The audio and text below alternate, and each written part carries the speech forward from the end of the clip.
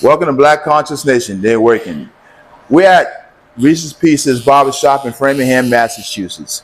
We're here with this professional barber, black-owned barbershop. Brother Reese, how you doing today? How you doing? I see you taking care of one of our young black men, huh? Yeah, making it real tight. Yeah. Looking good, young man. Looking good. Thank you. All right. Can you tell us a little bit about yourself, brother?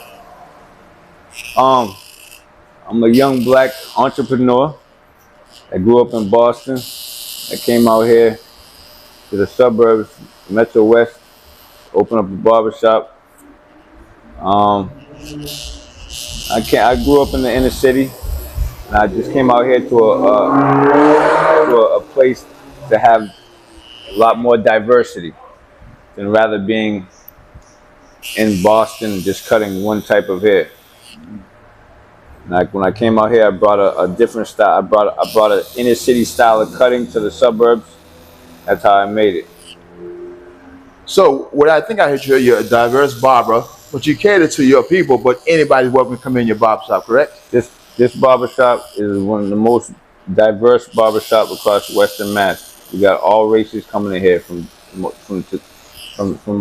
your grandmother to Asian to white to black to Spanish to Brazilian to everything comes in this barbershop.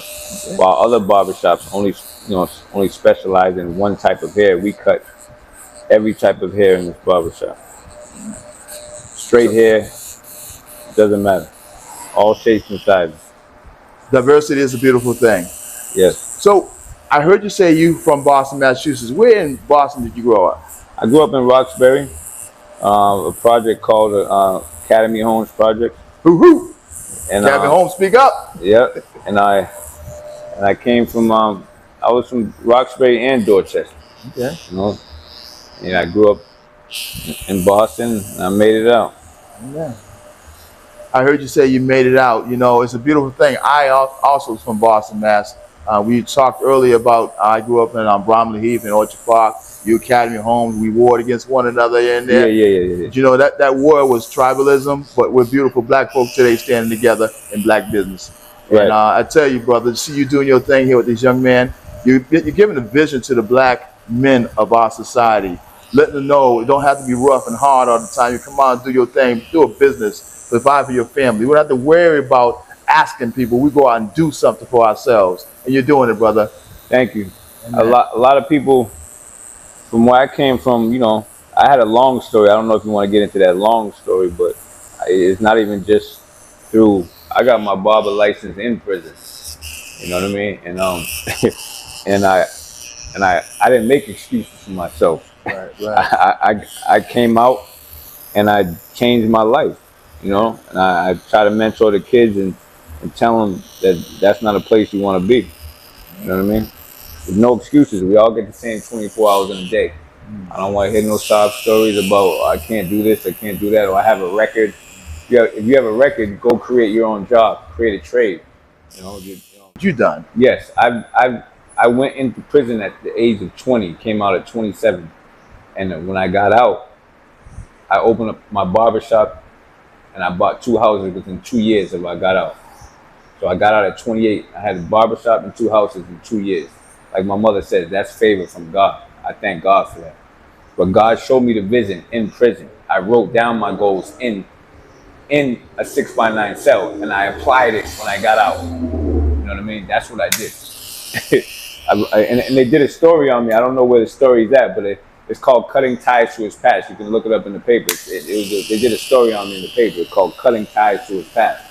And I'll send you that story. I have it somewhere in this barbershop. But like you said, I don't make excuses. I just do what I have. What I can say to somebody that just got out of prison is you have to change your environment. Your environment controls your behavior. You can't get out and go back to the same place and be around the same people. You have to change everything in order to change. You have to accept something before you can change something. You got to be accountable. You know what I mean? It's not that hard. It's amazing you say that because I was an ex-alcoholic and drug addict, crackhead from back in the 80s.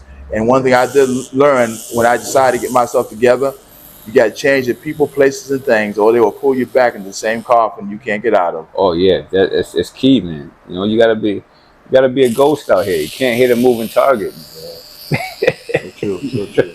You know, that's all it is. Just stay for life.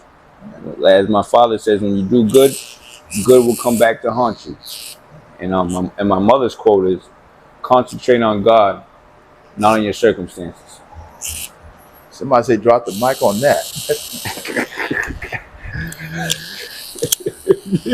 He said, drop the mic on that, huh? Yeah, mama got some wisdom. Come on now.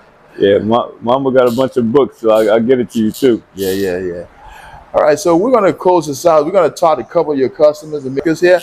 What any closing remarks you want to give to the Black Conscious Nation, which is it's a black format, but anybody going to listen.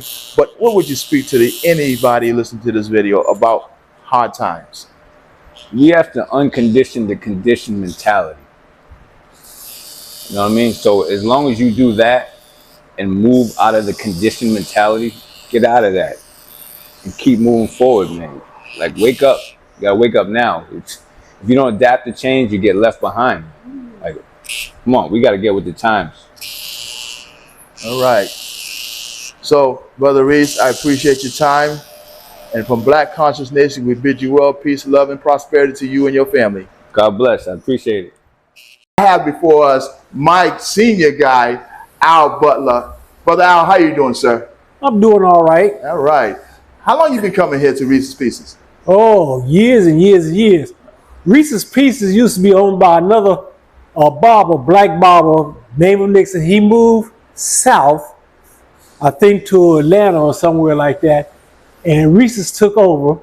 And I've been coming here, you know, well, look, I've been a citizen of the Commonwealth of Massachusetts for over 40 years.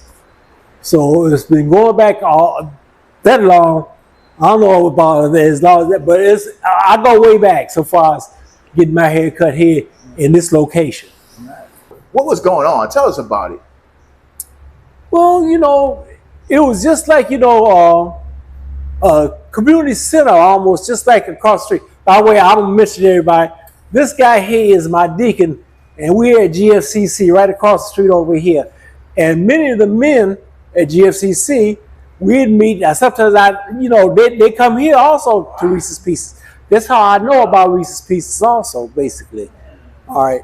But I mean, you know, it's just like I hear all kinds of topics, you know, concerning the black community. So Al, finish your conversation when you was talking about how the atmosphere was all the years you've been coming here. Tell us about the atmosphere, the conversations, the dialogue, just what it was like being a black barbershop that's multiracial.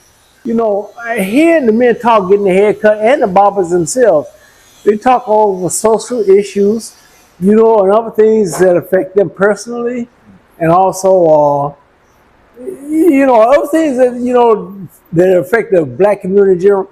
And I mean the general overall politics, because, you know, it wasn't just us, but basically, you know, the whole community, Right. you know, that involves everybody. Right. And that's the beautiful thing about what Rece'S talked about. Everybody comes in, get their hair cut. That's a beautiful thing. That's diversity, and it's a powerful thing. You know, you've been here so long. You've been in Framingham so long in the Metro West area. You've seen the changes. You've seen the good and the bad and the different. I close, and I want to say thank you, Al, for being the man of God you are, loving your wife, loving your daughter, being the solid example as you are as a black man for me to see. Pretty much, and from Black Conscious Nation, we bid you well in black love. All right, thank you.